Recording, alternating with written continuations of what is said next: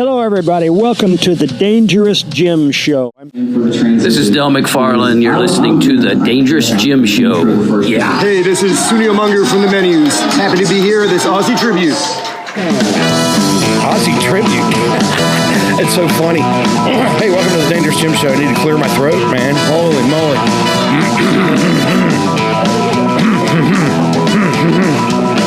Wow. I asked Sunil Munger, the guitar player for the Menus, to give me a promo for the show, and instead he did a promo for the show that we were playing as an Aussie tribute. Hey, welcome to the Dangerous Gym Show. I am Dangerous Jim.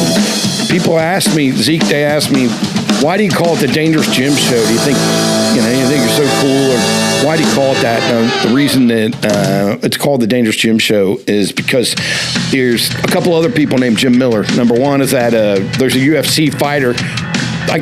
Zeke, do you feel like I'd be a good UFC fighter? I think you'd be a good sparring partner for someone. throw you around a little bit. There's also another Jim Miller, Zeke, that's a NFL quarterback. Which one do you think I'd be better at between being a quarterback or being a UFC fighter? I think either way, you're definitely going to get squashed. So. Yeah, I was thinking maybe me and you on break, you could be the center and I'll be the quarterback, and we'll do some hiking. What do you think? Have you ever played football before? Yeah, on the playground in middle school. Hey, when I was growing up in Green Hills, Ohio, I'm a lot older than you. I was born in 1964, so about 1970 when I was growing up in Green Hills High School, there were so many kids in our neighborhood that we could play 11 against 11 football. That's how many kids were running around the neighborhood. And we played 9 against 9 baseball. Now, everyone didn't have a glove, so if you're playing in left field, when you went into bat, you just dropped your glove on the grass, man. What a great time that was. So, yeah, everybody, welcome. This is, I don't know what episode this is, 8, 9, 10, somewhere around there. A lot of you guys really loved Melissa Singer Reed, the Queen of Rock and Roll, episodes 1 and 2. I got a lot of people, Zeke, they thought that was funny when we put up Brian Coleman and Steve Krakis right next to each other. Everybody thought that was funny. They could definitely be twins. They look like twins, don't they? Well, what I was noticing, a couple things. Also in the Melissa episode 2, we did some weight loss stuff, Zeke, where I got my body fat measured and all kinds of other stuff. You know how much I've been doing on my physical fitness, don't you? Oh, yeah. As much as you, none. No, I've been going to the gym. I don't know if you guys can see my, can see this or not. There, look at that. Can you see that bicep, Zeke? Yeah. It's amazing, man. I've been doing bigger than it was a couple weeks ago. Yeah, well, thank you. Thanks for noticing that. I appreciate that. So, yeah, I haven't really done much, but thank you to T3 Fitness. I've been Dangerous Gym Show. Yeah, I've been trying to get in there to the gym. I've been working hard on that. I need to thank my sponsors. Number one, Podcast Playground. Podcast Playground. Thank you so much. Thank you so much for getting my podcast out there on iTunes, Apple, Spotify. You can find the Dangerous Gym Show everywhere. If you don't mind, leave a review, man. What else you got to do? It's winter. It's colder than hell.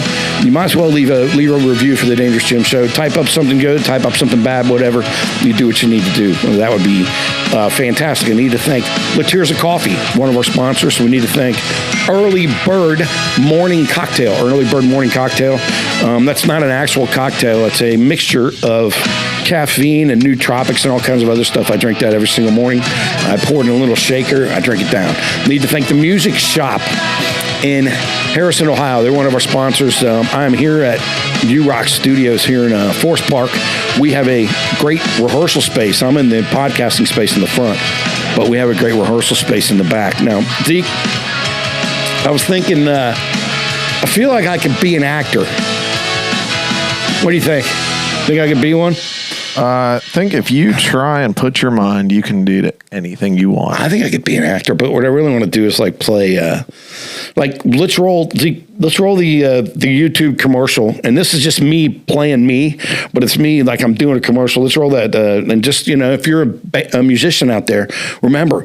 U-Rock is the best place for you to rehearse. We got a killer place back here. Let me see that video, Zeke. Let's rate my acting skills and your production skills. Here I am. I'm Jim Miller. Welcome to U-Rock Studios. Look at that. Here's the way it works. This is the back door. Yep. See that? See? You get a combo here. I'm not going to show you the combination, but you get a combination. You park in the back. Did you see how I gestured to the parking lot right there? Come in through the front door. Look at that. Here we go. You enter. Mm-hmm. Ooh. You walk in. The next thing you do is you steel yourself for the best rehearsal that you've ever had. You get your mind right. Look at that. Check it out. We got the stage lights on right now. See, I'm acting. Don't it seem like I'm acting, Z? All the mics. Look at that. Everything's here. We got a super nice drum kit. If you look up there, we got stage lights. PA's here. Maybe I should do that in an English accent. So if you need a rehearsal space, check it out, guys. Look at this. So all you got to do is come in and turn it on. We got a piano over here for you. I'm going to go ahead and flip the light on. Let's keep rolling. Look at that. See, look at that. See. So you can see the whole space. Amazing. In the bright light. All right, what do you think about my acting skills there, Zeke? Was that a pretty good presentation? I think you did a pretty good job. That's not bad, right? Look at that, how I'm gesturing, walking, spinning. Don't be fooled. Look at that. See, don't be fooled. Look at that. It's actually a refrigerator with water in it. There's not always water, but there happens to be water. So I want to be in a play. Zeke. That's enough of that. I think it's enough of that.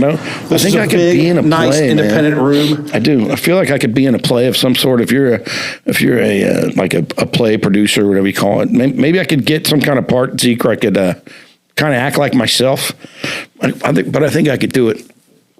You'd have to find the right show. My band, when I was in the band Leap Skyward, we were in a play down at the Ensemble Theater, and it was called Sex, Drugs, Rock and Roll, 3 things that I know about. And that definitely sounds your speed. Yeah, we were the band in the play, and it ran for a month. So we were doing Wednesday, Thursday, Friday, Saturday down there, and we were playing music and following the cues and all kind of stuff. So I don't really have acting experience, but I feel like that I could be an actor. So a couple things I noticed on our YouTube channel that every now and then I look just to see like how many views are on there and stuff, and I don't necessarily worry about that. The Podcast Playground tells me what's going on, with our iTunes and our Spotify and all that. We got a lot of people listening, believe it or not, all over the world. But I don't know if anyone knows about this.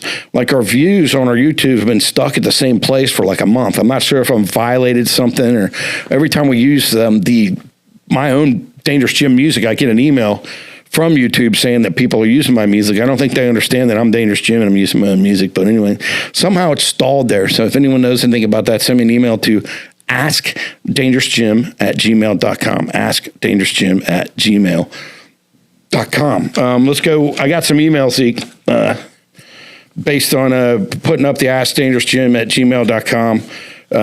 And the first one here is from a guy, he's called Marco Polish. So I don't know what that means, Marco Polish. And I think he was commenting on my singing, Zeke. Remember when I was singing along to one of my songs? Some karaoke. Yeah. He said, you remind me of School of Rock. So I remind Marco Polish at gmail.com. Marco Polish. They remind him of School of Rock. So there's that one. Another lady wants to know, how do I get one of your albums? How do I get one of your albums? Well, I'll tell you. If you want to get one of these, just send me an email to askdangerousjim@gmail.com and I'll send you one. Now, she sent me an email, but she didn't give me her address. If you give me your address, I'll send you a free one. askdangerousjim@gmail.com. How do I get one of your albums? Let me see this. I was enjoying the Melissa episode until I saw you with your shirt off. All right, then. Mickey Link, I don't know, Mickey something, did not like to see me with my shirt off last episode. I think my body fat was, 30%, Zeke, or something? 30% body fat. It was up there. I'm working on it. Yeah, I'm having him come in here. You're getting on there next time. But anyway, he did not like to see me with my shirt off. And this lady from Texas says, you are a pretty good singer. Do you have a band? And yes, to Marcy in Texas, I do have a band. It's called Dangerous Jim and the Slims. We got 2 albums out. Maybe at the end I'll roll a video for you. Now, today's guest is one of my buddies. He's been my friend for a long time. He's a lawyer, and he's a really cool guy. He's called Jeff Meadows. Now, Zeke, I've had a lot of legal woes in my time, and when I say this next part, I want everyone to understand me that I'm not bragging about this. I don't think it's funny, but I got 4 DUIs, got a felony drug possession charge in my lifetime. And I did not know Jeff. His specialty is defending people that get OVIs and drug charges and stuff like that. I did not know him during that time. And I'm also glad that I didn't know him, really, because had I known him, I might have avoided some of the consequences that resulted in me becoming sober. I'm a non-drinker and drug taker. So we're going to talk to Jeff. I'm going to break down some of my DUIs, and maybe he can tell me what I should have done different. We're going to find out laws. Zeke, how high is too high? How high is too high? I don't know. I don't think anyone knows that. Now that weed's legal everywhere, how can you drive high? And if you can, how high can you be when you're driving? So we're going to find out all that stuff. Jeff Meadows, scuba diver, he's skydiver. He's doing all kinds of shit, man. So he's my buddy. Stick around. This is the Dangerous Jim Show. When we come back, we will be here with one of my favorite attorneys, Mr. Jeff Meadows. Stick around. Nothing better than a nice meditation on a Ouija board after a thrilling interview. Oh, we're meditating. Yes. What is that beautiful smell? Well, that's fresh rain from Wildberry. Is that the company that delivers incense straight to your door from Oxford, Ohio? Yes, it is. Share the passion for fragrance. It's Wildberry. Welcome back to the second segment of the Dangerous Jim Show. It's Nate Meadows. Look at that. How do you feel when you see that? More proud than anybody can imagine. Yeah, man. Isn't that cool? It's Jeff Meadows. This is his son, Nate Meadows. Absolutely riffing it. Welcome back to the show. The first segment was amazing. You weren't here for it, but look at this. How much did that guitar cost you? $2,500. $2,500. Yeah. So back in September, he said, man, why don't you get me that white V over at Willis? Yeah. Why don't you buy it yourself? I'm done spending $2,500 on guitars. Got it. So the next day, I said, I'll make you a deal. Yeah. I'm going to give you 20 songs. You've got 30 days to learn them. 20 songs. Which ones did you pick? Just give me a few. Let me pull it up real quick. Come on, let's hear it. Ladies and gentlemen, we're back with attorney, the superstar attorney, Mr. Jeff Meadows. We're going to ask him a lot of questions, but let's go. Let's hear the songs you picked. Shooting Star by Bad Company. Yes. I threw a country song in, Long Haired Country Boy by Travis Tritt. Yes. That version, because he's got a killer blistering intro. I love that. Landslide, Fleetwood, Landslide. Wholehearted, Wholehearted. Blackbird, Yeah. Whipping Post. Did he get them all? No, How many did he get? we're not going to talk about it. Couple? Because he worked really hard on Freebird Right. and worked the slide, but it's not his music, and it's hard to get him motivated. Do you have to play. other kids? I do. How many? I've got 3 others that have 100% of my DNA, and then I've got 2 kids that were stepkids that were. I raised them for the most part. Well, Nate's 16, so he's the baby. He is the baby. He's actually your son. Yes. Right? So my oldest is 39. I've got a 37-year-old. How old would you have him when you were 13 or something? I wish. So yeah, 39 to 16 because I'm a slow learner. Yeah, but here's what's awesome, man, and I want everyone to understand this. Welcome back to the Dangerous Jim Show. I am Jim Miller. This is the Dangerous Jim Show. This is attorney Jeff Meadows. I love how much you're behind your son, man. You know, yeah. I love it. And the other thing that I think is cool is that when I was growing up, remember when we were talking off the air, you heard me talking about my pops when I was 16 driving me to a club. School of Rock didn't exist then, right? School of Rock is such a great thing, right? It is. I mean, it is such a great thing. I got an acoustic guitar when I was maybe in 8th grade. Yeah. And never ended up doing lessons. It pretty much collected dust for a number of years and finally got rid of it. Right. I play well enough to impress drunk people. I get it, man. And did you teach Nate the beginnings of what he has going on? Not really. Mm-hmm. He saw me, noodling around on an acoustic and wanted a guitar. He got his first guitar 5 years ago for Christmas. Mm-hmm. And started him at Willis with lessons. And then when COVID hit, it stopped for a while. He continued working on his own with YouTube videos. Yeah. Then when the lessons started back up, he was doing them via Zoom. And it just doesn't have the same effect. No, and then we found School of Rock over in Mason, and he wanted to go over there. And that's amazing, man. They've got these performance groups where you can sign up for them. You work on a set list that's hour and a half. I've seen it, man. And when as you know, when me and you were growing up, the same kids and I can't really say that the School of Rock kids are nerds. Different. A kid that was different, that just wanted to play music, had no way to find other people like that. You know what I'm saying? And you know what I'm saying, right? Right. Like, my guitar player, Sean David Anderson from the band Dangerous Jim and Slims. Now, Sean, when he was growing up, like, here's what I didn't know. You know, Sean, in one of our first Dangerous Jim and the Slims rehearsals, Sean goes, "Give me a beer." So he's over here, I'm right here. I throw him a beer. He had no idea how to catch it. Why is that? Do you know why?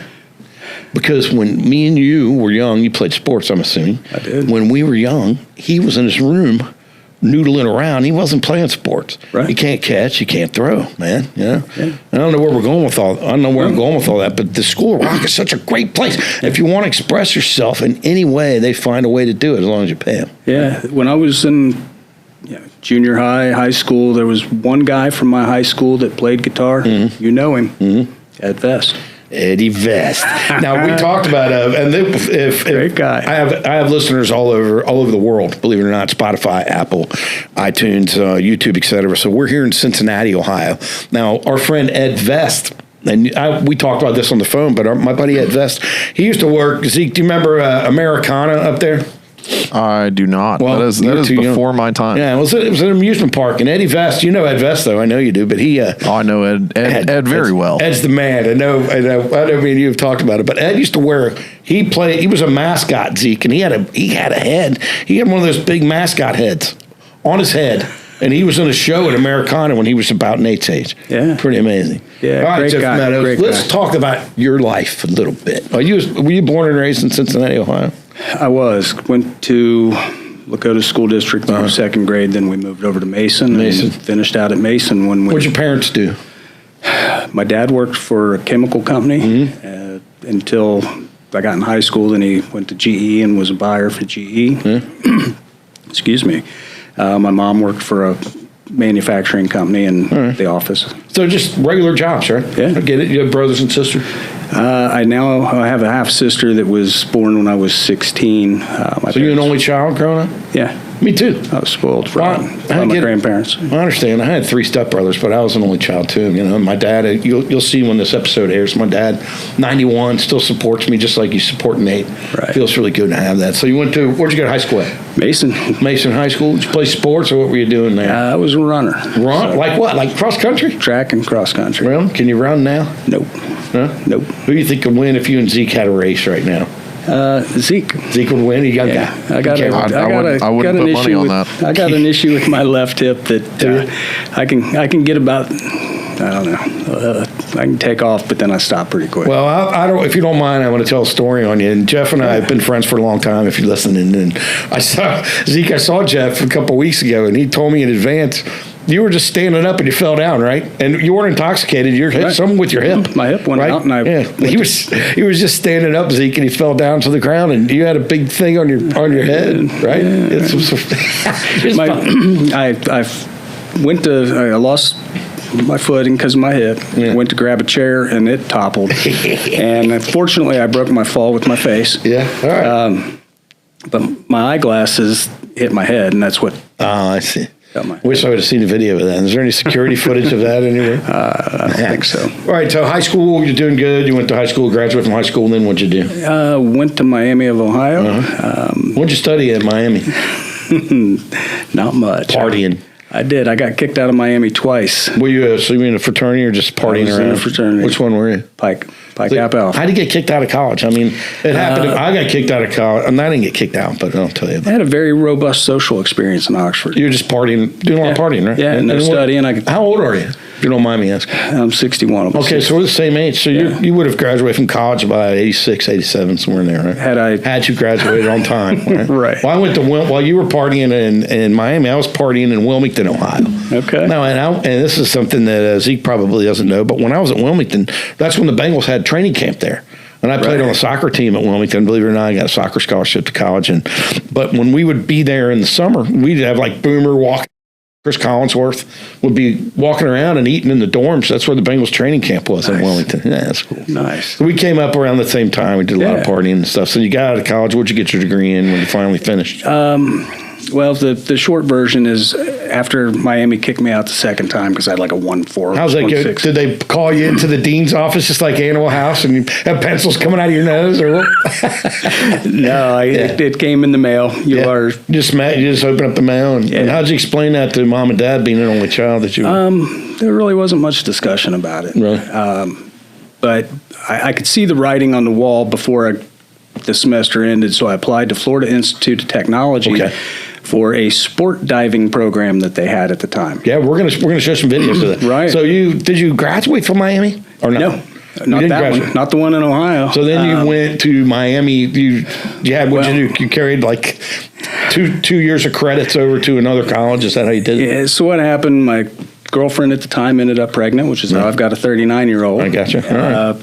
Ended up getting married and not going to the sport diving school. Worked in a factory for a while. Your dad was like, well, Dad, I didn't go good in college. I'm going to go to another college. And you say, what are you going to study? And you're like, sport diving. What you said in here? Sport diving. I was a certified diver. All I wanted to do was go to the Caribbean and work in a dive shop. Me too. I get it. I understand. Got married, had a couple kids, got divorced. I was working for American Airlines at the time. Were you in Florida, live in Florida? No. When we split up, it was in North Carolina. She came back up here with the kids, so I moved back up with American. So you went from Oxford to Miami? I went from Oxford after the divorce. I was back here, went back and finished the undergrad at UC. Right. I majored in philosophy because it had the What should I know about philosophy that I don't know now? Give me something. My daughter, her favorite class at OU is philosophy, but I don't understand what that is. So Give me something. The tree that falls in the woods that no one is around to hear, it does not make any noise. So What about that, Zeke? Did you take that in? That sounds like a lie. The tree that falls when no one is there does not mean. It creates sound waves, but unless there's someone there, and arguably some animals would hear it, but unless there's a human there to hear it, there's no sound. Obviously, the animals would hear it, but our ears perceive sound waves and turn them into our voices and so forth. Because we're animals, man. I mean, we're mammals. We're just high functioning mammals. I've told this to Zeke before, but I feel like that. See, we can only see and survive so we can reproduce. We're mammals. We're reproducing. So our eyes can only see good enough for us to do that. And it's my belief, there could be people in this room right now, we just can't see them.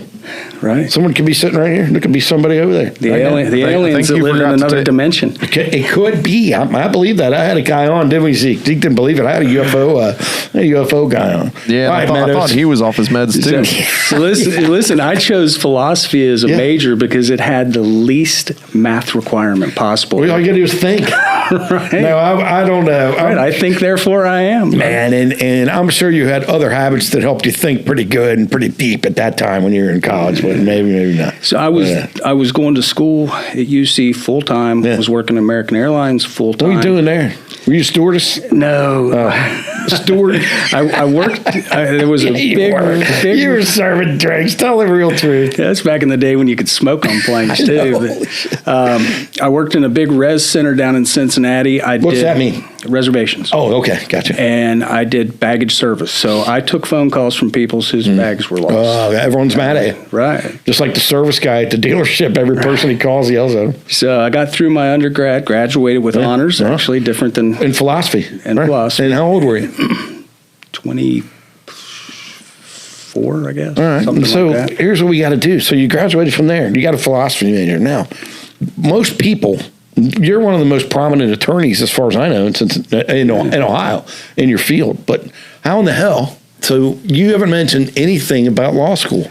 You're already 24, so break down how you went from a philosophy major, working in a baggage place, to becoming what you are now. So one of my best friends from third grade on was a lawyer, and I liked hearing his stories. I'd been through a divorce. I'm thinking, let me go to law school, and I'll do divorce law. Because my parents were divorced with children. I was divorced with children. Oh, your parents divorced? Oh, okay. Yeah, I'm thinking, I got this. Who'd you end up staying with in your parents' divorce? I stayed with my dad. All right. My mom was a great mom, but my dad and I hunted and Hey, man, it's all right. threw a ball and stuff. I get it, bro. But at any rate, I So when I was a philosophy major, it was with the intention of going on to law school. So Right. after I graduated from UC with the philosophy degree, I took a year off, ended up applying to the second. What's that?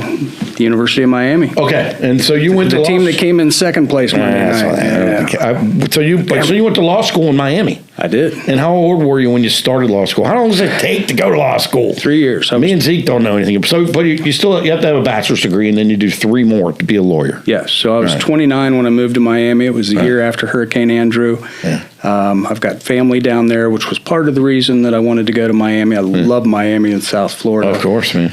But American Airlines has a massive operation in So you Miami. can work. So it was, and they were still building up their operation down there. I had enough seniority that I could transfer in and pick a shift that worked with law school. So went to law school full time, worked for American full time, picked up an on-campus job, 10 to 15 hours a week, and flew home every other weekend to see my 2 older kids that were still up here. Now, me and Zeke, we're not very smart, man. We don't understand these things. But so now you graduate. You're going to be a lawyer. But tell me about the bar. What does that even mean when you take the bar? Is it just like one test, one day? How does that work when you become a lawyer? It's a couple days of absolute hell. All right. So if I'm taking the bar, then what do? I show up to a room, got a pencil, sit my ass down at a desk, and And how long does it take the first day? It was like 8 hours. It's 2 full days. 2 full days of just, is it multiple choice or essay? There's or some what is multiple it? choice and there's I some might take essay. it. Do you think I could pass it, or what do you think? You'd have to study. That's study. Now, how much did you study before you took the bar? The first time? Okay, so the first time you didn't pass. Interesting. I did not. It was it was devastating. So how much do you study before you take it, or did you just feel like you were gonna? I took a month off of the job that I had at the time. I was working for another attorney. I took a month off to prep. I took a bar prep course. The first time I took it, they had just raised the minimum passing by 10 points, and I missed it by 2.5. So could you tell you weren't doing well on the test, or no. So give me an example of one question. Is it multiple choice? What is it? Give me one. There's question. some multiple choice. It's on different areas of law. Give me one question. We'll see if Zeke can answer it. Come on, one question. Honestly, Jim, it's been funny. that was 29 years ago. All right, but so it's long, and then I'm assuming that based on passing the bar, you had a big raise coming to you with your law firm, right? Is that correct? I was working for a solo practitioner who did some estate planning and what we call stiffs and gifts, probate and trust stuff. Stiffs and gifts. All right. So after I passed, I went into an office sharing situation with a couple other guys and was taking court-appointed stuff initially. Now, how's that work? So you took the bar again, you passed it. I passed. Can you go right back, or is there a probationary period before you can do it again? So it's offered twice a year. It's offered in Miami? Is it in Florida?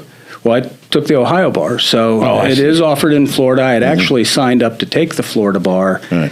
And had to spend that time taking the second Ohio bar. I get it, man. All right, so you passed the bar, and then do you have what kind of law did you start doing?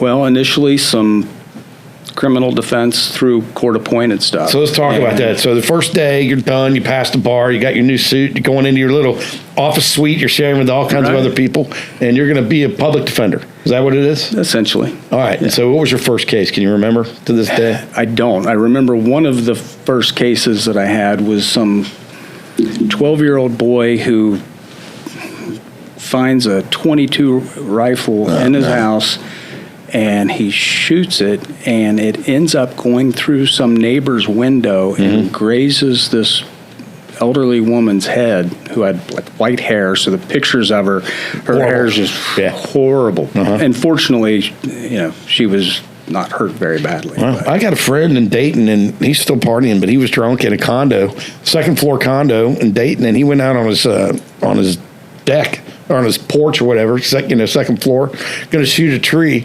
and that bullet traveled about 3 miles into a lady's bedroom and hit her mirror. Didn't hit her. Hit her mirror, hit some lady's mirror in the house, because you don't realize how far that shit can travel. Right. So what do you do then? So how did you handle that? I know you have a million cases, but how did you handle that one? Well, he ended up pleading to something and was put on house arrest, if I remember correctly. But, Right. yeah, this was 28 years ago. I get it, man. And so you did that. You started off doing whatever, right? I mean, whatever I could get, right. and did you try to stay away from like real estate law and all that crap? You want to stay in the courtroom, right? I did. Yeah, that sounds like a lot more exciting. I thought I wanted to do divorce work, and I had some people pass off some disillusions that were easy enough, just basically putting it. You're just pushing paperwork on those, right? And then I was up in Oxford at Butler County Area 1 Court on a court-appointed case, and the judge up there I had known from a few years earlier, and saw him, and he's like, "How you been?" and so forth. And he ends up calling me 2 days later on a Saturday and said, "Hey, I need you to come over to my office for a minute." I went over, and he's like, "What are you doing?" And I told him. He goes, "You want to work for me?" I said, "Sure." So you started working for a judge.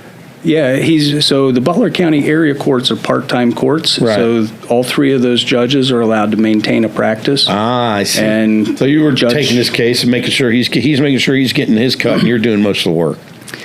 Yeah, I mean, I was his employee for 15 years. It was great. We actually were co-counseling a case earlier today. We're still good friends. Okay, good. Rob Lyons is. Can you speak of the case you were co-counseling today, or do you have to tell me about something different? I don't know the rules.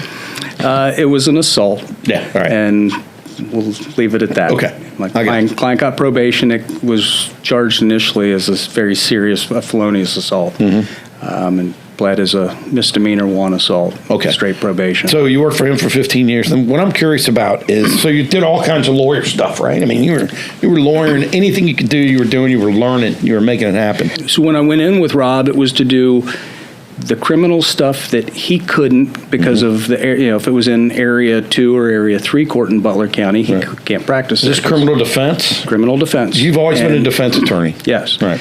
And Rob has a strong DUI background, and he handed me some of his transcripts from some of his hearings. Said, "Here, read these. Read the Ohio DUI book, front to back." I did, and kind of fell into the DUI practice. He wanted me doing domestic relations too, and I did that for a little bit. And it's miserable work. Nobody's ever happy at the end of a divorce.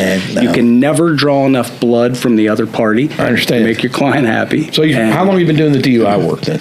Essentially 28 years. 28 years. Something like that. Just DUIs? I do some other stuff. I like dope cases. I understand. But you've always done those types of things, right? Yeah, and I fell into this DUI stuff because of Rob. I'm forever grateful to him for that. And there's way more science in your average DUI than there is in an average murder. Oh, okay, and man. I dig the science. I started studying, whether it's the biomechanics of field sobriety tests or the chemistry of a blood, breath, or urine test, and I just continued my education in the science. Continued, right? And does that make you a more effective? That obviously makes you a more effective attorney, but does that get you paid more too? Yeah, I probably charge twice what any other attorney in town charges. Right, so let's just go to you got your education. You know a lot of different stuff. Let's go to the practicalities of it. So, for example, Zeke. He gets a DUI, right? He calls you. Is your phone up? Can you take calls at 2 in the morning? I do. Anytime. Do you answer every time? If I hear the phone and it's ringing and I don't recognize the number at 2 a.m., I'm going to answer it because I figure someone's got my number somehow. And what's the strategy? You answer the phone, then what? Jeff, it's me, Jim. We're going to talk about the 4 DUIs that I have in a minute. Okay. But Jeff, it's me, Jim. I just got my 5th DUI. They got me in the police station. What do you say next? So typically the first thing I say is, I'm going to ask you a series of yes or no questions. I only want you to answer yes or no. Do you understand? That's the first. Go ahead, answer. Let's go. Let's do it. Let's do the role play. Okay. So you say yes. All right. Yes. Because if you say, well, I'm not sure what I should do, then you didn't understand my first fucking question. Well, remember, I'm pretty intoxicated, but let's go ahead. Let's keep going. Right. So, did you consume any alcohol tonight? Yes. Was it anything other than beer? Yes. Was it bourbon? and the reason you're asking questions like this is because, and it has to be yes or no, because there could be someone listening to the conversation. It's vital that they say yes or no, right? The cops are always in the room. Yeah, man. So they don't want to go, I had 8 bourbons. It has to be yes or no. And some people screw up with that, I'm sure. Yeah, right? Typically I'll also ask them, are you on your phone or the cop's phone? Is it a cell phone call usually? Usually. When you get one call now that they let you use your own phone, they're not handing you the office phone, or how's that work? They'll usually let you use your own phone. All right, so Zeke, we're going to talk about a couple of my DUIs that I got. I can put different. What are the 7 deadly sins? I can put them on each one. I was drinking this, and I want everyone to understand that I could have killed someone. I am now sober. I do not drink and drive, but I was dangerous. Yeah. First one, I was just getting right off on Route 4, off 275, and at the very last second, I decided I didn't even see the policeman because I didn't even know you could get DUIs. It never crossed my mind before. I was a young person. So I decided at the last second I need White Castle. So I take a left and hit the curb. Now I'm right by the Springdale police station. I'm right there. Right. Took me in. And, what do you do? Say I'm pulled over and I know I'm drunk. Let's just go through that. Now everyone knows, just let's talk about it. Today, I know that I could be intoxicated. What do I do? Well, my advice to everybody is don't fucking drink and drive. Right, of course. Yeah, do not drink and drive. And it absolutely astonishes me that between Uber and Lyft that I still have a job. I get it. I was going to ask you about that. But what do? So you get stopped. Officer walks up. Roll your window down. Hell, roll it all the way down. Right. I know there's some attorneys say crack your window a little bit. That's bullshit. Every cop knows what you're doing. And don't you feel like that makes it a little bit more aggressive than it needs to be, the whole transaction? Yeah. If you're getting pulled over, roll your windows down as you pull over because it's going to air out your car. I get it, man. Of course. And have your license out. Right. Give them your license. Right. If they say, where are you coming from? Officer, not going to answer your questions unless I've got an attorney. Have you been drinking? That's always a big question. And I think there's 2 possible answers to that. You can say yes, because it's legal to drink and drive as long as you're 21 or older. Right.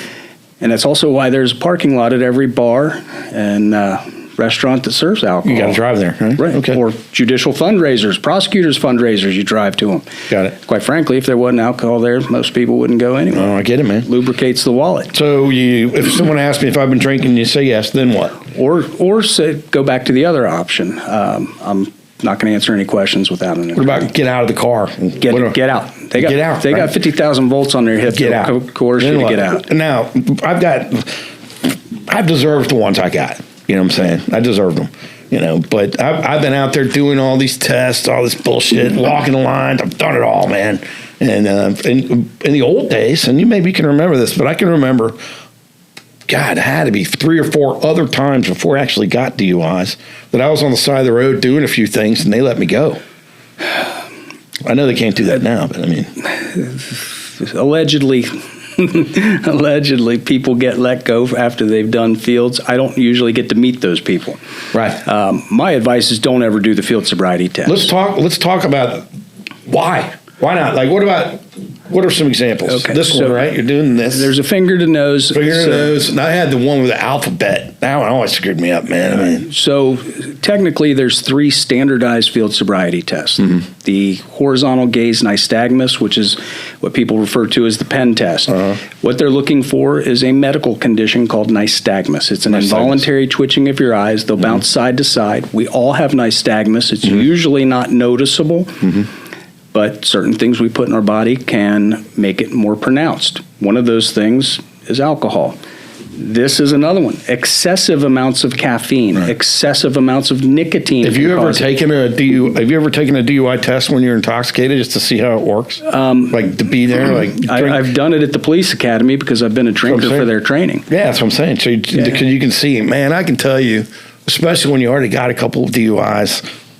That sucks when you get, man, it sucks, right? It sucks, dude. And my second one, I got my first one, and then I was just starting to get my license back, and I got another one right on top of that. Yes. And I see, when you know you're intoxicated, and you're sitting in that car, and you see those lights, you're like, now, and then my experience is, the first cop comes over, here's what happens, I remember, he comes over, hey, how you doing? And he says, have you been drinking? And then he takes your license, he sits there a long time.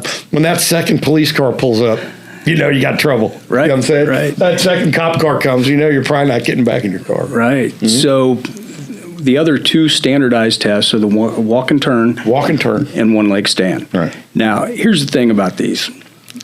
They're not easy to do on the best day. Now, Zeke probably can't even do it. Can you do a one leg stand, Zeke? I messed my ankles up pretty bad 2 years ago, so. He can't even do it. When I do a jury trial on a DUI case or OVI here in Ohio, when we're doing jury selection, I can eliminate any consideration for the one leg stand during jury selection, because I'm going to ask the people, how many of you have showered in the last 3 or 4 days? That's going to, or bathed. That's going to get everybody. Good. And how many of you at the end of that shower or bath have picked your foot up to dry it off, and the next thing you know, you're grabbing for the vanity, you're grabbing the shower door, the towel rack, and they all start smiling or laughing because everybody's freaking done that. And then I'll say, oh, Mr. Jones, I saw you laughing and nodding your head. You've done that? Yes, I have. Was it because you were drunk or because you lost your balance? Because I lost my balance. And I see, based on your age, you've probably bathed 15,000 times in your life, and you still lost your balance when you picked your foot up. So it's a bad test, man. It makes no sense. Right? No. Let me ask you this. Yeah. So I got 2 DUIs. I deserve them both. Just bread and butter. I got pulled over. I was intoxicated. I could barely walk. I deserved to get DUIs. I wasn't going to get out of them. My third one, I was coming home, and I was at Rick's Tavern, and I was wearing a Hulk costume. It was Halloween. And I came home, and I live in a cul-de-sac, and the policeman had pulled over a car, was blocking my driveway when I came home. Now, I was high on cocaine. Thank God I threw it away 2 seconds before when I came around that last corner, but I was wearing a Hulk outfit. But I parked and got out of the car, and I was walking, right? Okay. And I couldn't, just did the last of my blow. I had to talk. I had to speak.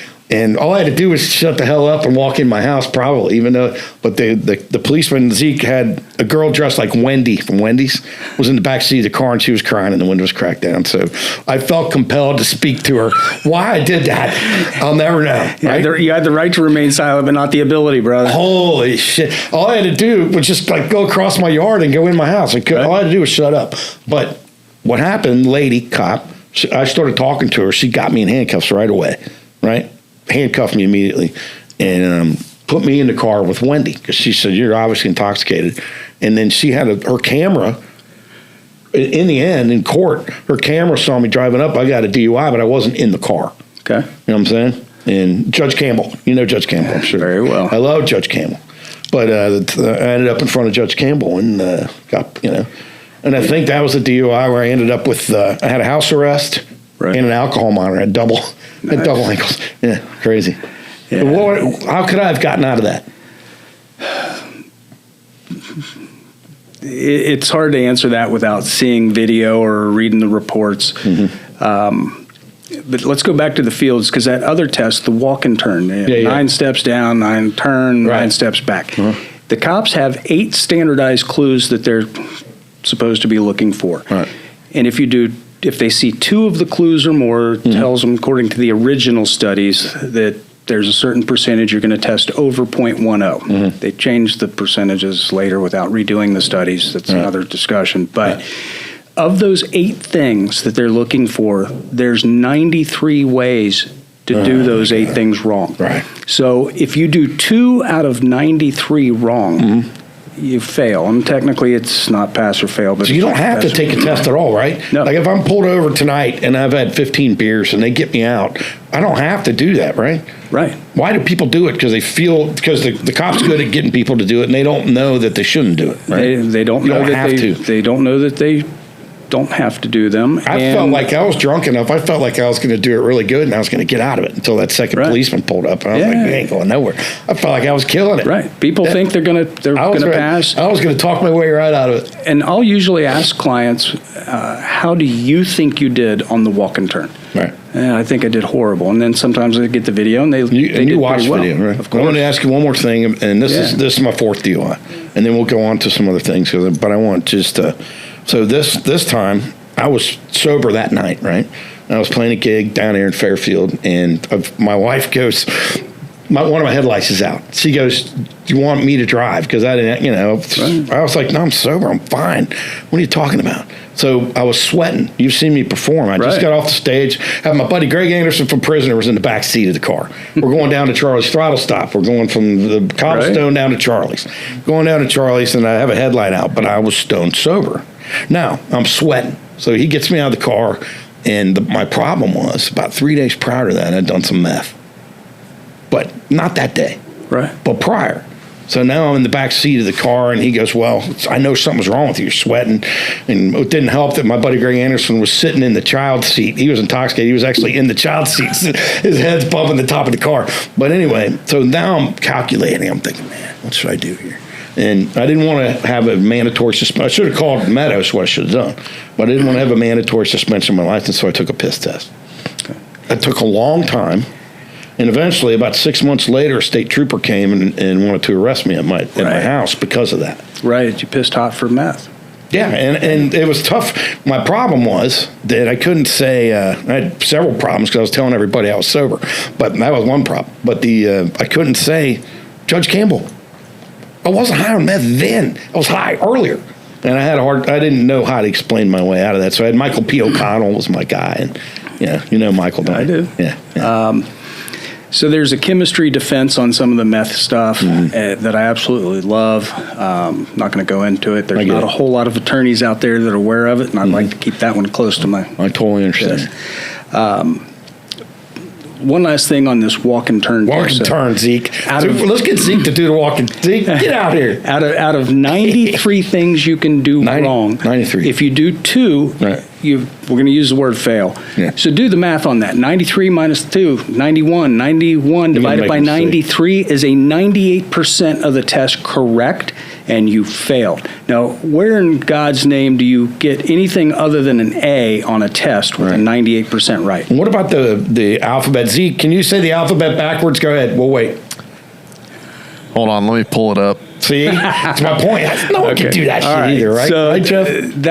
That's urban legend. I've never had a case where someone had to recite it backwards. Oh, really? Typically, the alphabet is, and they're allowed to pick random letters. Yeah. So I want you to say the alphabet, start with the letter D and stop at the letter R. So we go D, E, F, G, H, I, J, K, L, M, N, O, P, Q, R, S, T. And you're nervous. I know you've never done it. Where did you tell me to stop? You know how nervous you are, especially, dude. When I'm out there standing there, and I know I got 2 DUIs already, and now I'm out here with this cop. I'm very nervous. Right. Trust me. This is something that I've never experienced before.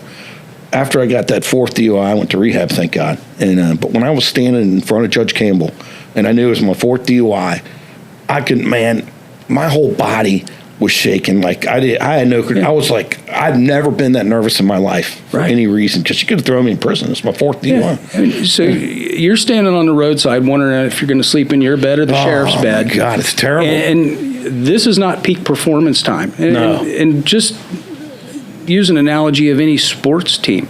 You know, how many times has a wide receiver had the ball thrown right square in the numbers and they drop it? Right. You know, you got 60,000 people watching. Right. Game is on your shoulders, and they drop the ball. Right. These are prime athletes who have caught footballs tens of thousands of times in their life, and they still freaking drop it. Right. So now you're expected to do something that you've never done before, worrying if you're sleeping in your bed or the sheriff's. Oh my God! How's this? Am I going to lose my job? Am I going to lose my wife? I was trying to do the math in the back of the car. Let me see. How many days does it take for that to get out of my system? Right. And I felt like, I don't even know if this is true, I felt like if I refused the urine test, that my license was going to be immediately suspended. Correct. So I didn't want that.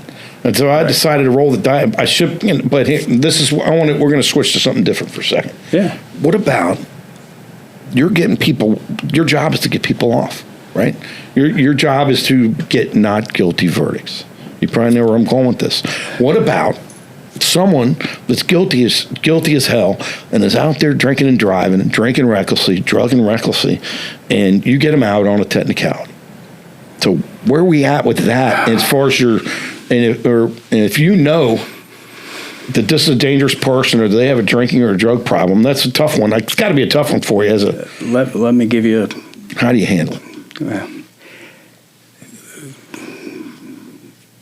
It sucks. And a number of years ago, I had a client that was arrested for OVI. Yeah. during a pat-down, they found a substance. Mm-hmm. So this person gets indicted with the felony drug possession. Right. And was doing treatment while the cases were pending. Mm-hmm. I did a motion to suppress, which is a hearing where we're challenging probable cause to arrest, the admissibility of certain pieces of evidence, such as field sobrieties. Mm-hmm. And the judge found that there was no probable cause to arrest. Mm-hmm. So everything gets dismissed. Mm-hmm. At which point there was no order to comply with treatment. Right. And this person overdosed. Yeah. It happens, man, right? Dude, that was a tough one. They overdosed, left children behind. Terrible. I felt like I didn't do my job on that one. I get it, man. I did, but I did. You know, we've talked about this. What was the freaking win? Yeah, well, me and you have talked about this, and I had my lawyer was fine, Michael P. O'Connell. He was good. I mean, you know, he did his job, but I'm almost in some ways because of the danger that I was to people. I'm drinking and driving constantly. I'm almost glad that I had consequences and that I didn't get out of it. Because I think sometimes people, you know, I mean, I know this is your job to get them out of it, but what about that? Someone gets out of it and they go back to their same behavior, they're unscathed. I've had a number of DUI clients that, one in particular, beat the first one with a jury trial. Uh-huh. Next three, I got reduced to non-OVIs. Next three, yeah. So this dude just drinking and driving, and then gets another one with the child in the car. We went to trial on that one, and I came in second place. And gave this person the fight that they had paid for, and that's the gig. Gave it my best effort, and you know, sometimes the facts get in the way of a good result. I get it, man. And in those instances, my job is to try and minimize the impact on my client's life. That's the job. Yeah. Right. And so, you know, and I've said, I'm glad I didn't know you when I was doing all that, or I might be dead, you know, so I don't know how, I mean, that's just. Yeah, I went to a business seminar. The gig is to get people out. But. I went to a business seminar back in August, and there was a question posed, what do you do? And initially, you know, I think, I do criminal defense. Mm-hmm. No, that's your job title. Mm-hmm. What do you do? Mm-hmm. I'm a fixer. Yeah. I'm a fixer. Yeah. I try and fix people's problems that they bring to me. Right. And sometimes that involves doing jury trials. Sometimes it involves doing mitigation. And when I've got someone that's got a number of priors, I'm often going to have a talk to them about, hey, you know, alcohol is a zero value added proposition for most people. Unless your name's on the container, Budweiser, Busch, or I get it, bro. Yeah, man, I know. You know, I'm in recovery. I'm a sober person, man, so I get it. Alcohol can be a great time, but it can also have catastrophic consequences on people's lives or other people's lives unintended. Now, what about staying in your lane? Like, if you know I'm a problem drinker, you know it. You see me out in the bars. Here I come to you, and Jim, I got my 4th DUI. Now, typically, when I get arrested to court, it takes a while, right? Do you recommend to your clients that even though it's not mandated that they start doing something, or do you just let them do whatever and you see them at court? On a first offense, I typically don't have the discussion about not drinking. Right. Now, I have all of my clients sign rules of representation. Oh, okay. Interesting. Rule number one, dress for success. Wear a suit and tie. Yeah. Don't go to court looking like you're going clubbing or digging ditches. What's the next one? Interesting. No illegal drugs while your case is pending. All right. I can't control what they do after I'm done with them, but no illegal drugs. Because if a judge says, hey, we want a urine test, I want to be able to say with confidence, no problem, Judge. Mm-hmm. Rule number 3, no alcohol 24 hours before court. Mm-hmm. That rule came about because I showed up for a jury trial. My client was 45 minutes late. Yeah. And 3 hours into jury selection, judge gave the jurors a potty break, and court personnel went up to the judge, whispered in his ear, and judge says, Mr. Meadows, when your client came through security 45 minutes late, they apparently smelled like alcohol. I would like them to take a test to make sure they're okay to assist in their own defense. I looked at the judge. I said, Judge, I don't need their help. because I knew what they smelled. I'd been sitting next to it for 3 hours. Oh, I get it, man. You knew. Now, if you got a rich guy, say I'm on my 4th DUI and I got money, right? Mm-hmm. And I feel that makes a difference. Maybe I might be wrong, but so what? Like if I have any type of money to do whatever I want, and and I want to look good by the time I get to court. What do you recommend to people? Like say I got my money's no object. Do you recommend, like for example, after I got my 4th DUI, I knew I had problems, so I went to treatment, and I feel like when I came out of 2 months of treatment, I feel like Judge Campbell liked that. Oh, she absolutely loved it. She loved it. And I paid my fines right away. Michael P. O'Connell goes, Mr. Miller's prepared today to pay his fines. She seemed like she liked that. And she gave me driving privileges after 4 DUIs. So what do you recommend to somebody if after being busted and before going to court, what type of behavior besides not drinking, do you recommend people do a treatment program, or what would you say? If someone's coming into my office and they've got 3 priors or multiple priors, we're going to have a discussion about some life-changing behavior. Right. And so you're showing compassion too. You're not just pay me and I'll get you out of it. You're trying to help the people. Yeah, right? Listen, we've talked. I've got kids out there driving around. If someone hurts one of my kids, damn right, dude. I'm the one that's going to need a lawyer, not them. That's They're right. going to need someone else who's going to dress them up in a suit and close the box. And do you get people you're like, dude, you don't fucking learn, man. How many times am I getting? I mean, I understand they're going to pay you again, but in the back of your mind, you're like, dude, do you not? What is your problem? Why do you continue to do this? I told someone yesterday in court, if we weren't sitting here in court, I'd probably put my elbow to your head. Yeah. And I had the same lawyer for 3 of my DUIs, and I felt when I saw Michael P. O'Connell, I felt like I let him down, and he's like, what are you doing, man? You got kids. Why are we even here? He'd yell at me out on the bench outside. When you stand outside, there's the bench before you go inside, and then he's yelling at me. And then he goes, sit here and don't talk. And then he goes up. Yeah, he said, don't even speak. I barely talk to him. Yeah. I mean, he was pissed at me. I've got one client right now that's scheduling to go to a 30-day inpatient. And, he did that before he made the call to me. And he's got it scheduled for sometime next month. But, all right. Okay, let's change gears here. Now, Zeke in there used to smoke marijuana. I do not smoke marijuana. I'm sober. But now we're in a whole new era of DUIs, driving, all that stuff. You can buy weed anywhere you want. So let's talk about driving high. How high is too high? How do we know? When can you drive? When can you not drive? What is the test? Can I take 2 pinch hits and drive my car? How are we judging that?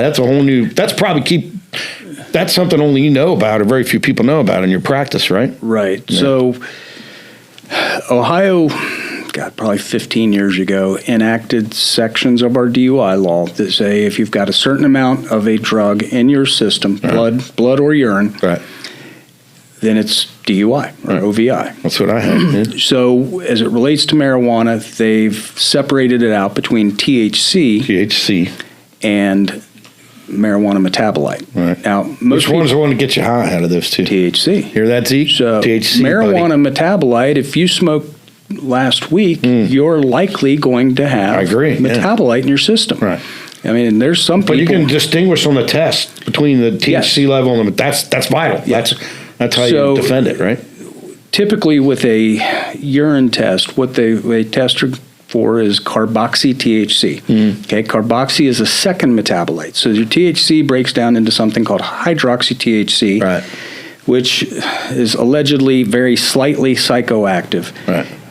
The hydroxy THC then breaks down into carboxy THC. Right. And our DUI law in Ohio presently says if you've got 35 nanograms of carboxy THC in your system, you're guilty. Now, the problem with that is it doesn't matter whether there's 35 nanograms or 35 million nanograms. It doesn't make you hungry. It doesn't make you sleepy. It doesn't do anything. It's not psychoactive. Right. But our state lawmakers... Well, they got to have some sort of law, right? I mean, or do we? Do we need a law? I can tell you I've smoked many weed, and I feel like I was driving with alcohol. I had more problems driving when I was high than I did when I was drunk. I was confused more. And one time I was getting gas, I was too high, and I drove away and left the thing in the gas tank and pulled away. So a couple of months ago, there was a bipartisan bill that went through the Senate, unanimously approved, that eliminates the marijuana metabolite section. Right. So And it's because it's legal, whether it's recreationally or medicinally. It's kind of stalled in the House here in Ohio. Last I heard, it was in front of the House Judiciary Committee. And I think the House is going to make some changes to it, and I think the changes are going to end up improving the Senate bill. But the bottom line is, if it gets passed, we'll eliminate the carboxy section. So people who got high last night or yesterday or 2 weeks ago are not going to get charged with OVI. But do you personally feel you can be too high to drive? Absolutely. Me too, man. Holy crap. I mean, as you know, I've said it many times, I don't smoke weed now, but I bet you that dispensary weed would get you. You know what I'm saying? Right, T? That stuff will get you. I've heard it. Yeah, man. You know, but so that's the funny thing, you know, people that get high and drive and get stopped for speeding, they weren't high. Right. No one goes fast when they're speeding. Or when they're no one goes. Do you golf ever? Are you golfing? Not in a long time. But the classic thing about golfing when you're high is you always leave your putts real short. You don't have good depth perception. A 20-foot putt, you putt at 10 feet, you feel like it's going in the hole. You're not even close to the hole. Right. There's all kinds of movies and stuff where people think they're going fast and they're going 30 miles an hour. It's a classic Cheech and Chong. But I think it's good for you, for your business, that weed's legal now, because what are the amount of cases that you're defending that you're still doing basically DUIs, or are you doing is weed cases coming up more? Yeah, with the OVI charges here in Ohio, there are a significant number of them that come in, where they're allegedly high. I forgot to ask you, can you refuse to blow? Yeah. All right. So if you refuse to do fields, you're going to get arrested, but you're going to get arrested with significantly less evidence. Right. If you refuse, and that's the only consequence, if you refuse to submit to a chemical test, which is any blood, breath, or urine requested by the officer, you're going to lose your license for a year if it's the first offense. Right. And it goes up if you've got prior conviction. I had a .22. I don't know if it's like good or bad, or how high is that? Is that normal for a DM? What is typical? .22 falls into the go big or go home. Really? So what high score? Is that high? So what about people you're defending people that are like blowing a .1, and that's not really that much, or is it? I mean, I don't know, man. Look. So a lot of people think it's not real high if you do a controlled experiment where you drink, take a breath test, and do the field sobrieties in a classroom type setting. I think most people might be more impaired than they think initially. Right. So what's 4 beers in an hour for me? What's that put me at? You should come in under .08. At 4 beers in an hour? You got that, Zeke? That's not bad. Now hang on. I never did that. But so let's stop for a second. Define a beer. Because now we got all these crafts out there that's, a beer in my mind is the old school American beers, 4.5% alcohol by volume, your Budweiser, Coors, Miller Lite, Bud Light, all of those. But now with all these crafts, you've got beers that are 5%. There's some that are 9%. So to answer this very question, years ago, I went into a place in Westchester. I'm getting ready to call somebody. Hold on. Can you open my Bluetooth, please? Yep. I was not driving that night, and this establishment used to serve a 20-ounce pint, an imperial pint. Right. So I ordered 2 Dogfish Head 90-minute IPAs. That's 9% alcohol by volume. Damn right it is. 40 ounces at 9%. Did you chug them down? I had them pretty quick. Good. Then I had a third 20-ouncer that was an 11.2 or something like that. Really? I was hammered, and I had 3 beers, right? Yes. I had 3. Well, big ones, right? Big ones. Define a beer. What's the size? What's the alcohol by volume? What's the most intoxicated client you ever had? You ever had anyone blow a .35 or way up there like that? I've had .4s. .4 is supposed to stop your brain, right? Depends on .4. If you're a chronic alcoholic, they get up there. But for this particular experiment, if you want to call it that, I had 3 20-ounce beers. I did the math. Oh, it's an experiment. Okay. Nice. Well, it was for this story that I've told thousands of times now. Yes. But I did what's called a Widmark equation. It's a calculation, I did that body weight and so forth. Yeah, that body weight wasn't good. I had 3 beers, but it was the functional equivalent of a 12-pack of Budweiser. Now you're talking. I was hammered. Right. And, then you blew? I didn't blow. I was sitting at a bar having fun. Okay. But I did it just to see how I felt, and I could say How I did had you 3 feel? beers. I was hammered, dude. Felt good, right? I was absolutely hammered. Yeah, you felt sexy, didn't you? I'm calling. We're getting ready to pivot, but I'm going to see if I can see what's happening here. We're gonna pivot. So you know a lot about DUIs. If you need to do, what's your phone number? DUI phone number. Put it down here. 513-309-JEFF. That's 513-309-JEFF. 5333. Hello, Steve Black. Yes. Is this you? I'm here. Don't get nervous, but you are live on the Dangerous Gym Show right now. What did I do to deserve that? I'm here with Meadows. So we've been talking about DUIs and all that stuff. I told him about all 4 of the ones that I got, and I also told him I'm glad I didn't have him because I'd probably be dead. I needed consequences in order to stop what I was doing. But that's not why I'm calling. So that's a good discussion. That is a very good discussion. Do you want to say hello to Jeff Meadows? Not really. This is my friend Steve Black. Now, we're going to pivot. Steve Black. Yes. What is it like to go scuba diving with Jeff Meadows? Is it fun? What is it? Tell me. It is. It's not just scuba diving. Actually, just to correct you, I was snorkeling. Snorkeling. But it's a little more harrowing than that. Yeah. You're not just jumping in the water. Right. You're purposely jumping in the water with sharks swimming around you. Right. Zeke, can you pull up one of those videos? Pull up the one of Jeff with the sharks. So take me through this, and I know Jeff is. I want you to take me through how it is when you're hanging out with Jeff Meadows in Florida. That's me right there with the 13-foot tiger Look at shark. that. So I'm watching Jeff Meadows right now, and he is hanging around with the 13-foot tiger shark. Now, were you scuba diving, Steve, or were you snorkeling? Snorkeling. Now, did you see sharks when you were with Attorney Jeff Meadows? Not only did I mean, the very first time I slid in the water, I didn't know what to expect, and I'm just getting my bearings as I get in the water. Play that again, Zeke. Huh? I was telling my guy I'm watching this shark. This thing's amazing, man. So keep going. Yeah, it's crazy. So I'm getting my bearings as I'm getting in the water, and I look straight down, and there's this shark coming right at me. Yeah. I mean, from the depths up, and I'm like, oh, good. This might be how I die. Yeah. How did that feel? Invigorating. Really? Okay. All right. Yeah, it was. I had no idea I was a thrill seeker. But yeah, so that was fantastic. I think we've gone a couple times, Jeff. Yeah.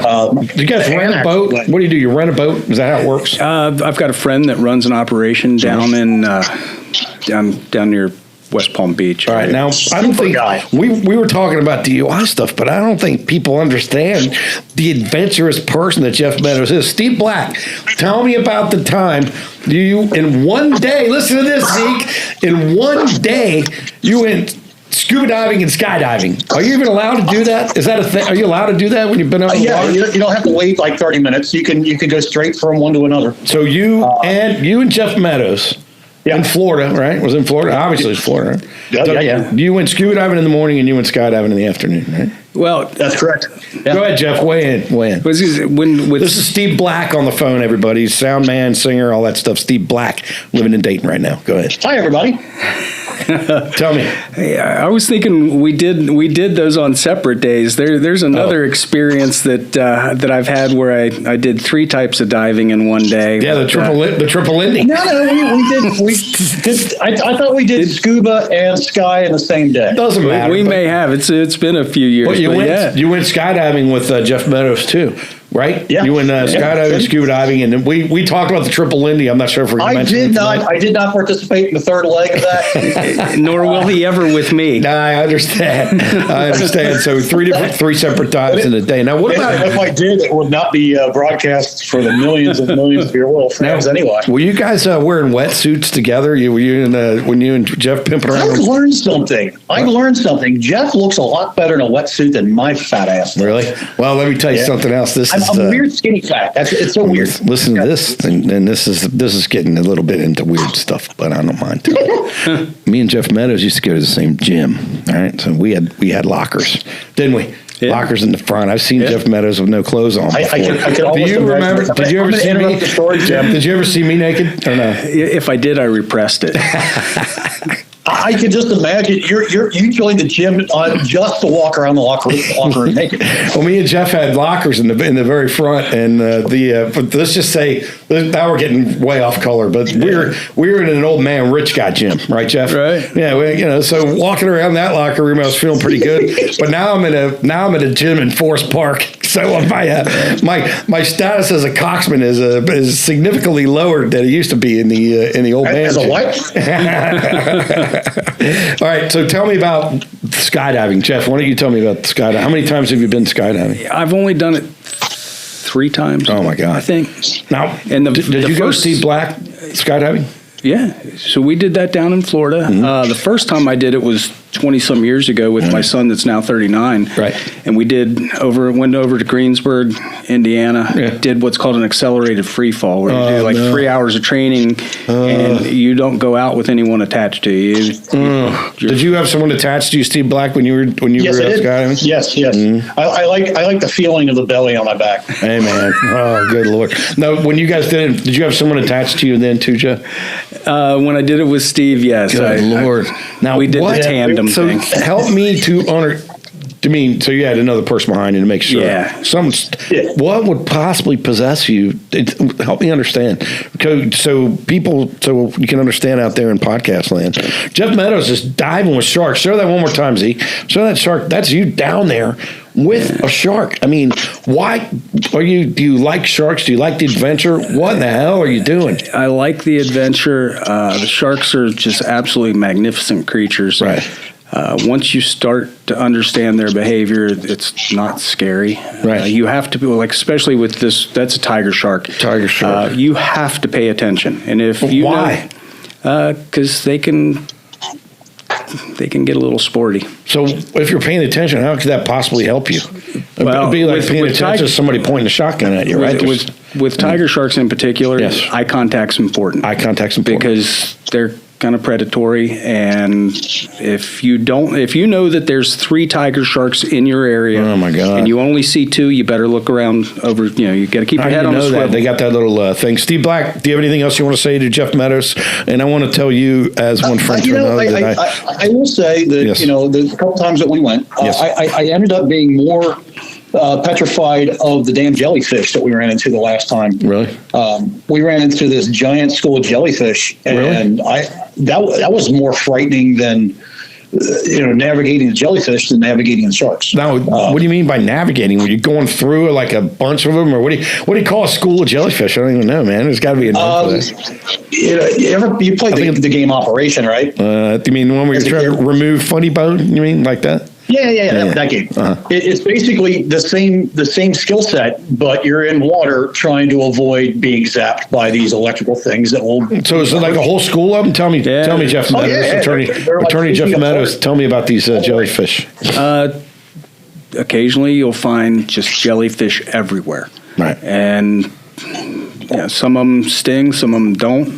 But if you've got a full wetsuit on, you're going to be okay. But when you've got a mask on your face, you don't have a wetsuit on covering your whole face, and it wasn't really the jellyfish that bothered me. It was the thought of Jeff peeing on me to get the sting out. Okay, so and have you ever been stung by a jellyfish, Jeff? Numerous times. And have you ever been bit by a shark? I have not. Never, but have you, Steve Black? I'm gonna let you go. Is that okay? I love you so much. You're my friend, and I appreciate you checking in. Thanks, buddy. I'll miss you. I'll see you soon. And Randy told me to tell you hello too. She talks about you a lot. I'm not sure why, but she does. Thanks again for coming out Saturday, Steve. Yeah. Oh man, it was great. I do. Before I go, I do want to say something, if you don't mind. Go ahead. I saw Nate 5-6 years ago down in Florida. We're talking about Jeff's son, Nate Meadows, the 16-year-old guitar phenom from Guitar School of Rock Mason. Go ahead. That is the appropriate way to describe him, because I was watching him play. Yes. And I'm like, I've had band members that weren't this good. That's right. Just watching him, the progress that he has made in the last 5-6 years is absolutely stunning. I love that, and it doesn't, Jeff, and it helps to have supportive parents too. I saw that. You'll see when this episode comes out, we have Nate playing some guitar in the front. So I love you. Great. Steve Black, I love you. Thank you so much. And kiss the Queen for me. I will. And kiss yours. And I will see you soon. Thank you. All right, buddy. Love you. See you, bro. Love you too. Bye, guys. Right. See ya. Now, you had your scuba diving thing. Zeke, you had your scuba diving thing on it to be real dramatic. You wanted to scuba dive in Miami, and so once you started being a lawyer, started making some money, you start doing it again, right? Yeah. So, why sharks? Was it just? Did you just one day shit? I want to see sharks, or Yeah, what are we doing? So it started off, I was doing a reef dive, and this little reef shark comes in, and reef sharks are kind of skittish. You swim towards them, and they swim away. Mm-hmm. I'm like, those are really cool. I want the up close and personal experience. Right. So I started looking for trips, some shark tourism stuff, and ended up going on this liveaboard that leaves the West Palm area, heads out to the West End, Grand Bahamas. You clear customs there. Good Lord. And then you go 3 miles north to an area called Tiger Beach. But isn't this like the most dangerous thing you can do? Besides free fall skydiving, you're doing some very dangerous things here, my man. Like I said before, once you start seeing them and swimming with them and start understanding their behavior, there's only been one time where I was like, it's time to get in the boat. But you also have someone with you, I'm assuming, that knows sharks even better than you do. Yeah, it's so not they're good doing for business feeds. if you lose an arm, right? So, Right. All right. They're doing a feed. That's how they get the sharks in. They chum the waters, and these sharks come in. And they don't want to eat the people? No. Man, I know. Sharks. That's just the way it goes. That's what I want to know. That's what people think. Sharks eat fish. Yeah. They eat turtles. Turtles. They eat things tiger sharks eat turtles, and their teeth are serrated. They can cut through a turtle God, I was shell. watching Zeke eat an apple, man. He was going crazy on that apple. He's got talking about some mastication. That Zeke in there was eating that. Couldn't believe he was eating fruit. You were going to town on that apple, Zeke. But it becomes peaceful to me. It might sound silly, but when you jump in the water and there's these big animals that could be catastrophic if they wanted to be. Now tell me about the accelerated sky. So accelerated skydiving, what does that mean? So you're jumping by yourself. Accelerated free fall. Who'd you do that with? That was some shop over in... Just you on your own? So me, my now 39-year-old, he was 18 at the time, and one of my best friends. Now, how high up are you when you're doing these things? We went up to 13,000, if I remember correctly. Yeah. And when you go out of the plane, there's 2 instructors that are falling with you, and they're in front of you. And they make you check your altimeter and do some other drills. So how does that? Were you nervous when you got to be nervous when you're doing that? Hell yeah. Were you as nervous as when I was standing in front of Judge Campbell, or not that nervous? Were you like shaking, nervous, like, oh my God? No. Plus, you had to be manly because you had your son with you. You'd have to be. You're jumping out of a perfectly good airplane. Yeah, right. You're right. See. So my buddy and my son went first, and then I went after them. With the accelerated free fall, they had a radio attached to us, a walkie-talkie. Did you think about not doing it? No, I was committed. Yeah. Oh my God! And how high up are you? So you go out at 13, and it seems like we deployed our chute at 6 or something like that. And so tell me, so you have a radio there, and there's someone on the ground like this, right? Telling you left, right. So they're helping you guide yourself down. What are you doing? I don't even know how you do it. Do you just are you going down like with? Is it like on the? So you're falling flat. So you dive out, and it keeps. And can you start spinning if you fuck up somehow? I guess you could. Yeah, that's why they do 3 hours of training where you're rolling around this hangar on a dolly and practicing your. So it's conceivable that I could jump out of the plane and I wouldn't be going straight down like that. I could start flopping around. My shoes could fly off and all kinds of shit, right? I imagine you could. It could happen, right? It didn't happen with me, fortunately. And so you got they're telling you, they're saying, you're at 8,000 feet, keep going, pull. Then so the radio, they're not telling you. You've got instructors in front of you as you're free falling, and they make you check your altimeter. And when you get to the certain point, then they. How long does it take? From the time you leave the plane to the time you hit the ground, is it like a minute or is it 20 seconds or what the hell? A few minutes. Oh my God! This was again. Zeke, would you ever do that? Ago. No, because I would never jump out of a perfectly good airplane. Yeah. So I want to do it again this spring, and I want to do the full course up at Middletown. There's a skydive place up there, and I want to get so I can just do it on my own. Man, just cause. How'd you feel when you got to the ground? Were you like extra exhilarated? I mean, you felt like $1 million bucks, yeah, right? man, I'm a badass. I get it, brother. That's crazy, man. I swim with sharks, jump out of planes a couple times. I got you. I swam with crocodiles. I said, yeah, let me see that crocodile video, Zeke. Let's look at this for a second. Look at these crocodiles. What does my shirt say, by the way? Look at that. Now, tell me, what are you doing, Meadows? What the hell are you doing? Now, Zeke, would you want to swim that close to, that's a crocodile, right? Would you want to swim that close to one of those, Zeke? No. So that was an 8-foot salty. 8-foot salty, Zeke. Down in Mexico at an area called Banco Chinchurro. Yes. And is that salt water? Oh, it's a salt thing. Yeah. Zeke, I need your banana. I have a cramp. Muscle cramp. Yeah, no, I've got this rule about swimming with things that can eat me. I should have had your potassium banana, Zeke. I'm getting a cramp. All right, so you're swimming. Did you do that on purpose? Yeah. Did you say you're going to swim with alligators? Yeah. In Crocs. Mexico. It's a croc It's a experience. And you fly into Cancun, it's like a 3.5 hour drive south, and then you get on a boat and you go 3 hours out to sea to this little atoll.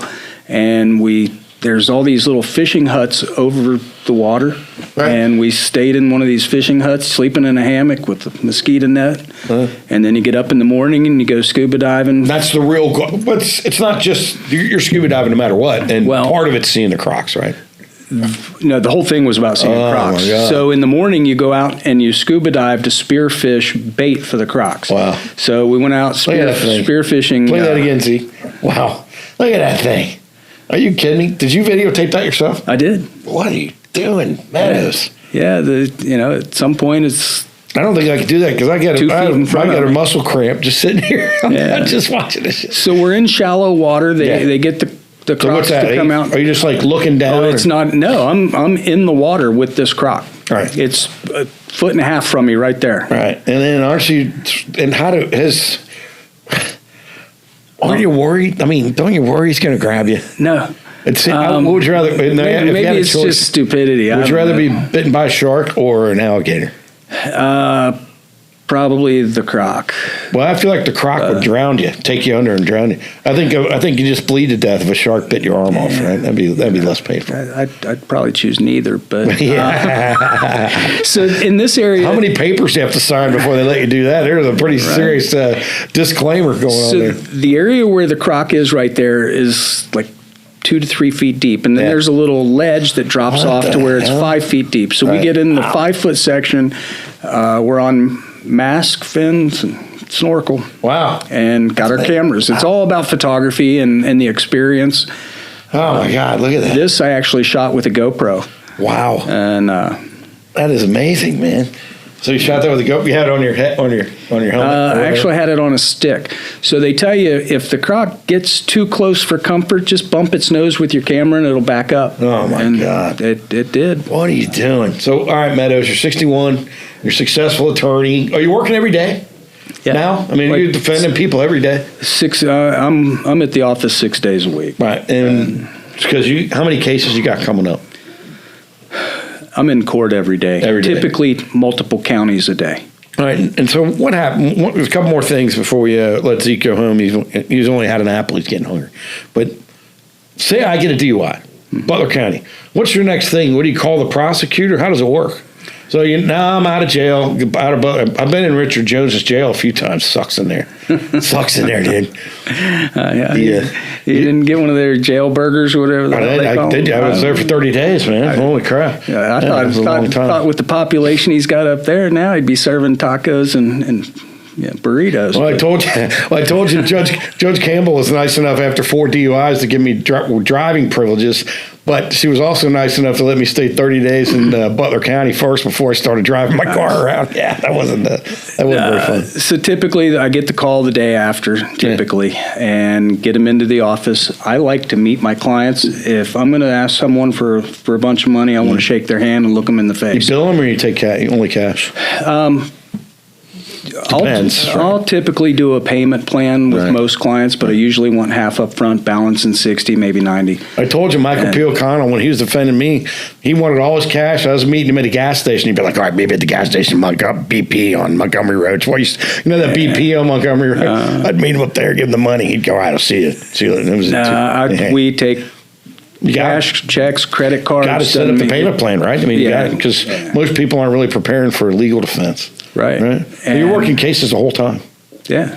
I love that, man. So, but I'll meet them at the office. Right. I do a lot of Sunday consults because, as we've talked Saturday about, nights. As soon as you get your license suspended, it's much easier for them to get a ride to my office on a Sunday than it is on a Tuesday afternoon or whatever. I get it. So meet with them, get the facts from them. I want their version, and then I show up at the arraignment, try and address driving privileges, and set a pretrial. I get the videos, written reports, lab reports if those are. Start doing your job, right? But then do you call the prosecutor? Now, let me ask you this. There's so many questions.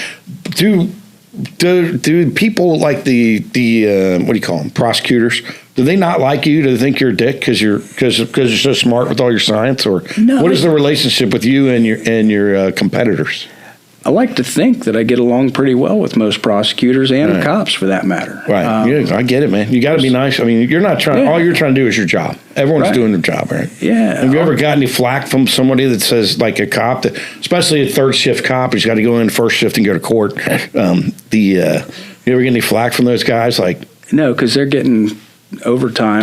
Typically, I believe they get 3 hours just to walk in the door. Wow. Even if they're there 30 minutes. Interesting. I had one of the first Guardian interlocks ever in my car very long ago. And that's when anyone could blow in it. Right. And once you started your car, if you didn't turn your car off, you never had to do it again. Right. You know what I did, of course. I just left my car running like a total jerk and did whatever I wanted to do. Or I have someone have the barmaid start up your car for you. Right. That's how they had it in the old days. So now it cost me $300 a month. Now the law requires that it have a camera. Yeah. So they know they're way smarter. They know who's blowing, and they all have what's called a rolling restart. So you blow into your ignition interlock device, your car starts, you start driving down the road. 15 minutes later, it's going to start beeping or giving some audible. You got to blow again. But those things, those are good. Your clients would rather have that than be in jail or not have any driving privileges. They probably do those things all the time. We should have bought stock in the Guardian Interlock Company before when we were in college, right? We wouldn't be. Right. You wouldn't be a lawyer anymore, right? And we'd be doing that. So what's next for Jeff Meadows? What's your plan? In 2 years, I want to move to Key Largo. Okay. And I want to come home 1 week a month to practice law. I've got 2 associate attorneys that are absolute badasses. I love them to death. They do a great job. But I want to still continue to handle 4 or 5 new DUIs a month, and I can do that all in 1 week. Got it. And when I'm in Key Largo, I want to put, the 3 weeks of the month I'm down there, I want to put tanks on backs and smiles on faces. I get it, man. All right. So you got a couple more years of work, then you're going to slowly retire. Slowly. But your firm, you got 2 other people that are doing DUIs, drugs, and also. And I mean, you've traded texts even on other stuff, family law and things of that nature. I think you referred me to somebody else on that. But. On the family law, I don't have an attorney doing that now. I need someone desperately because I get those calls every week, and I hate referring those out. Right. I get it. You sent me to somebody, and actually they never called me back, but it's all right. I didn't need them anymore. The family law cases, once someone gets divorced, then they want to get laid. So they go out and they drink, and then they get a DUI, and they end up calling their divorce lawyer. I'll tell you one more quick story, and I'll let you go because I know people love hearing my stories out there. My second DUI, I was driving my bass player. He was riding with me, and we stopped by his girlfriend's house. It was her birthday, and when he went there was another guy that had beat him to the doorstep, and he left a big bottle of champagne on her doorstep. So he goes, what should I do? I go, man, you drop your gift off and you bring that champagne back. The guy was still sitting out there. And we took the champagne. So I took it to my gig at Caps in Norwood. And this is what happened. About 4th song in, Caps, a biker bar in Norwood. And about the 4th song in, a fight broke out on the dance floor. And one of the 2 chicks fighting, one of the girls pulled some mace out of her pocket and started spraying the other girl, down on the dance floor. So the bar immediately closed. And so then we opened up the champagne, and eventually I ended up driving, and that's what happened. Right. I got busted. Nice. Did you ever go to the Norwood Cafe? Yes. So one of my buddies, his grandfather started that, and his dad took it over. A guy named Charlie Becker, and my buddy's Darren. I don't make a lot of bars anymore, but I don't have my time, man. I know. I see you out there drinking. Some other time, maybe we'll get Zeke in here. We can do some. You can talk about some of your NA beers. Yeah, man. I love that shit. If I go out, I'm typically going to drink an NA because I'm going to drive home and I don't have to worry about anything other than a speeding ticket. Yeah. Who would you call if you got a DUI? Would you defend yourself, or would you call somebody else? Mark Twain had a famous quote, said, "The man who represents himself in court has a fool for a client." So who would you call if you got busted on a DUI tonight? Who would you call? I don't know. And then, have you ever defended a murder case? No.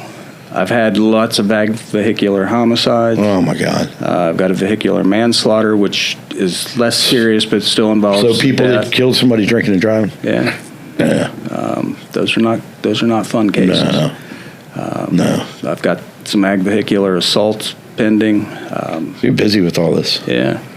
How many people you defend are actually guilty? All of them? I don't know. What do you? And when someone comes in, do you go, "Oh man, this dude's guilty. I got to figure something out"? Or what is your approach? Open mind, right? Open mind. Yeah. First, let me see the video. What actually happened? Right? Let me. Yeah. I tell all my clients, listen. Video helps Jeff 100% of the time. Right. Doesn't always help my clients, but it helps me. Well, that means you either bring it out or you don't, depending on what's on it, right? Right. But if it's a bad video for me, the prosecutor's going to play it. Right. So once I get all of the evidence, then I'll figure out what the defense is going to be. And I got hired last week by a person in a northern county north of here, and when I expected I'd get a good video, and when I did, it was completely inconsistent with the officer's written report, and it was a good video for me. This person looks sober, and I believe they were. And there were allegations that their passenger side tires went 2 tire widths over the fog line. That bullshit didn't happen. That's what I love about video. I don't have to rely on a written report. Because you had the dash cam. Right. Yeah, all right. I get it, man. Yeah. Well, you're an amazing person. I wish you would do things that were a little safer. What about square dancing? You like that? No. Square dancing, crocheting, quilting? If you see me dancing, that's the first indication Jeff's hammered. Yeah, that's the first time you're going to call an Uber, right? Well, I really appreciate you coming in. I appreciate you having me. I love, besides what you do for your job, I love your spirit. I love how much you support your son. Thank you. Yeah, and I'm glad we're friends, man. I really do appreciate you coming in. And Zeke, do you have any questions for Attorney Meadows before we close out tonight? Not that I can think of. One more thing. Zeke, I get emails all the time. AskDangerousJim@gmail.com. Several people have asked me. I'm always talking to Zeke, but nobody knows what he looks like. Zeke, can you put your picture up for the people? Look at this. There, ladies and gentlemen, that is Zeke. That is Zeke. People say, Jim, they're always talking to Zeke. I got a letter from an email from a lady in Arkansas. You're always talking to Zeke. What does he look like? That is that is me with one of my cats. That is Gobo. Gobo. That is Zeke. She's my with little Gobo. girl. That's right. And another question, is Zeke married? Zeke is married. I am married. Yeah, that's right. So Zeke is married. Very good. I was married once. I mean 3 times. I've been married 25 years. It's an absolute miracle. I'm super lucky, and I'm still married. I love my wife, and empty nesting is amazing. You're not there yet, but when you get down to the empty nest, I thought we'd miss our kids. We miss them, but we like being. When I go home, it's just going to be me and her. She's going to be in her pajamas. I'm going to eat some salmon. Nice. Maybe take me a little bubble bath. All that. Ladies and gentlemen, it's Jeff Meadows. Thank you for coming in, buddy. Thanks for having me. I love you so much, man. Thanks for you, brother. All right, man. Attorney Jeff Meadows, everyone. We'll grab us some Dangerous Jim and the Slims. Why not, right? Right. Thanks, everyone. This is the Dangerous Jim Show. Ask DangerousJim@gmail.com. What's your phone number? 513-309-5333. That's 309-JEFF. 513-309-JEFF. If you have any legal trouble, give them a call. Our queen, and Noah Hunt sings, James Brown got down here, Boochie brought the boogie, baby. The fire watched the river, the serpentine wall, Rose the Bell, a Marty and Joe call, FC Cincinnati, the Afghan Wigs and the Flying Pigs. Cincinnati rocks! Cincinnati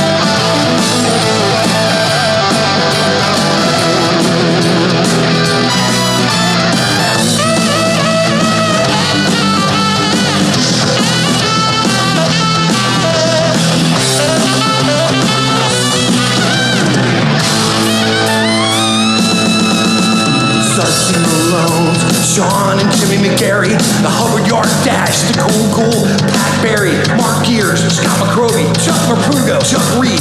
Big love to our fallen rock soldiers. Flatboy, Free Face, City Beat the Cammies, Alicia Reese, Gary Burbank, Kings Island and Annie's, Winter Price Hill, Green Hills, Seven Hills and College Hill, Harris Park, Hyde Park, and Forest Park.